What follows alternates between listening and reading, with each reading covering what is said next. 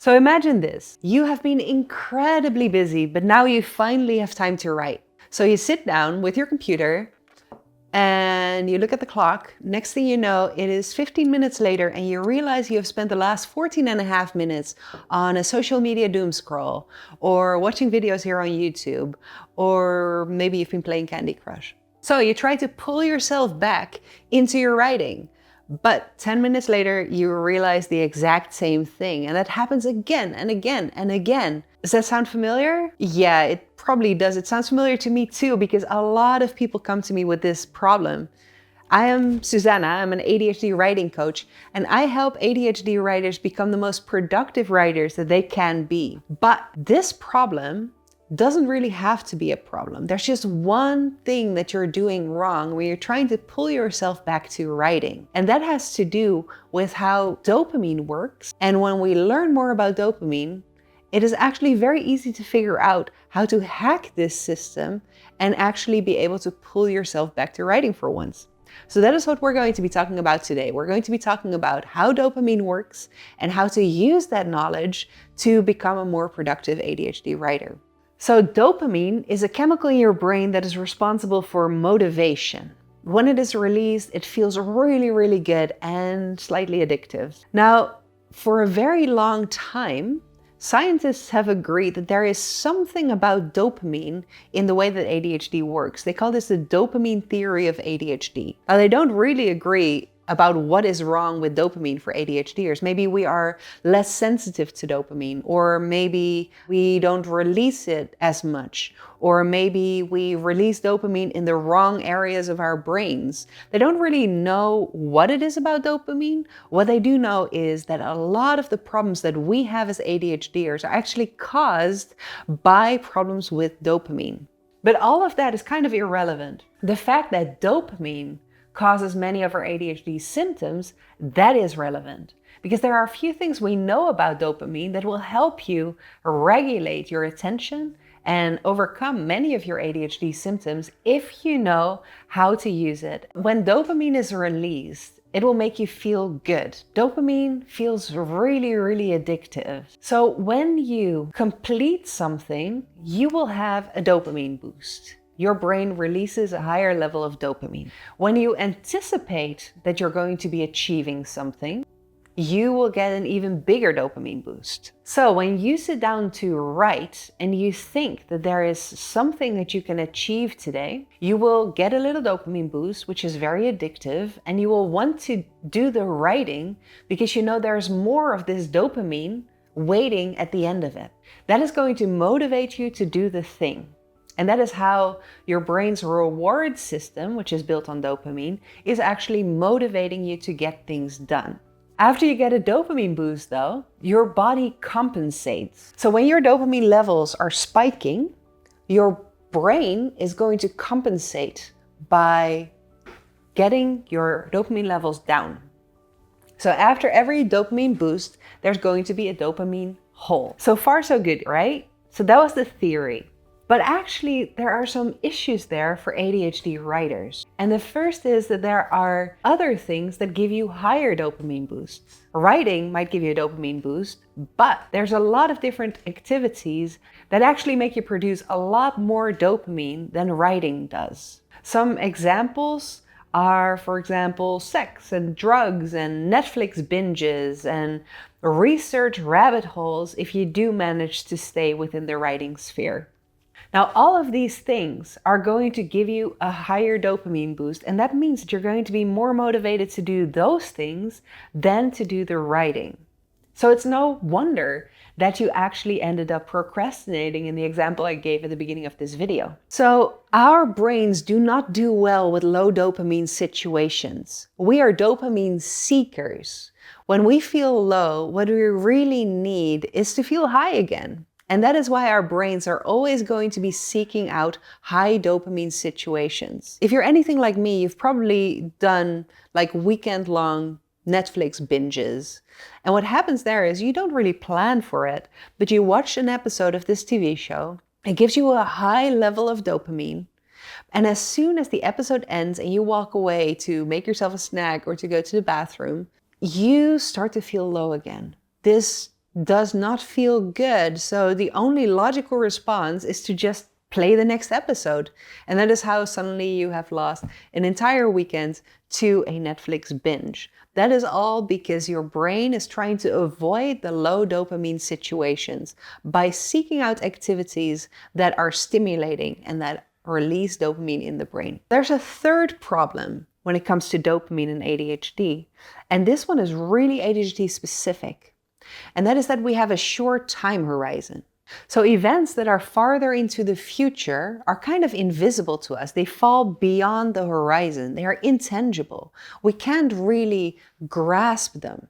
Now, remember how I said that when you anticipate an achievement, that actually gives you a higher dopamine boost than when you actually achieve the thing? Well, that's a problem here, because if the achievement that you're anticipating is too far into the future, you can't see it, and there will be no anticipation. And that means that there will be no motivating dopamine boost to get you writing. Big goals into the future then are going to be a lot less motivating for you than they might be for neurotypicals, and then smaller goals on the same day are. So 3 big issues here. 1, there's a lot of activities that are going to give us a much higher dopamine boost than writing does. And that is why we will be a lot more motivated to work on them. 2, low dopamine is excruciating. It is boring and it makes us feel depressed. And 3, we have short time horizons. So the dopamine boost that you get from the anticipation of a goal is only possible if your goal is small enough and short-term enough that you can actually see it, which is why you always do things at the last minute. That is how your brain works, and I don't think that we can change that. But there are things that we can change in the way that we manage our activities and we manage our time that can actually help resolve these issues a little bit. A useful concept here can be the dopamine ladder. So everything that you can do actually gives you a certain level of dopamine release. There are the highest forms of dopamine release, for example, certain hard drugs that I am assuming you're not taking right now. Slightly lower, but still very, very high dopamine activities such as watching Netflix or going into a YouTube spiral or playing Candy Crush. Writing is usually quite low on the dopamine ladder. So you do get a bit of a dopamine boost from it, but it's not going to be that high. But there are actually things that are lower on the dopamine ladder. For example, going for a nice walk or doing breathing exercises. All of those can be enjoyable, but they are not addictive. They are not going to give you a big dopamine release that will make it almost impossible for you to stop. Now, I can't create this dopamine ladder for you because it is a little bit personal. I mean, I know someone who gets huge dopamine releases from cleaning, and trust me, I am not that kind of person. So I suggest that you create your own dopamine ladder. Draw a ladder and write down for every rung what kinds of activities you could group there. Now, the beauty of the dopamine ladder is now you have a visual representation of what the highest and lower dopamine releasing activities are for you. Now, what we know is that your brain will always try to pursue the highest level of dopamine activity that it is allowed to pursue. And that really is the operating word here. Because what you can do is you can start implementing rules that will actually remove rungs from the ladder. Just like I think that you are not currently using heroin, which would be the absolute highest rung of the ladder, for various reasons. Doesn't matter what your reasons are, you have decided that that is just not an option for you, so you have removed the rung. Similarly, I have decided that I am not allowed to read a book or watch a Netflix show until I have completed my work for the day. And that means that for most of the day, I have removed that rung from the ladder. It is no longer an option for me. So what you can do is you can remove rungs from this ladder until writing is the highest possible rung left. And that means that your brain is going to be motivated to do the writing because all the higher dopamine releasing activities are no longer available to it. Now, let's go back to the story from the beginning. So you have kind of failed in this strategy because you have done an activity that is a lot higher on the dopamine ladder than writing is. Now, the first thing I want you to do is just accept that this happens. This is how your brain works. You have failed to remove this rung from the ladder, so of course your brain has decided to do that high dopamine releasing activity. That's just not something you can get mad about. What you can do, however, is put strategies in place.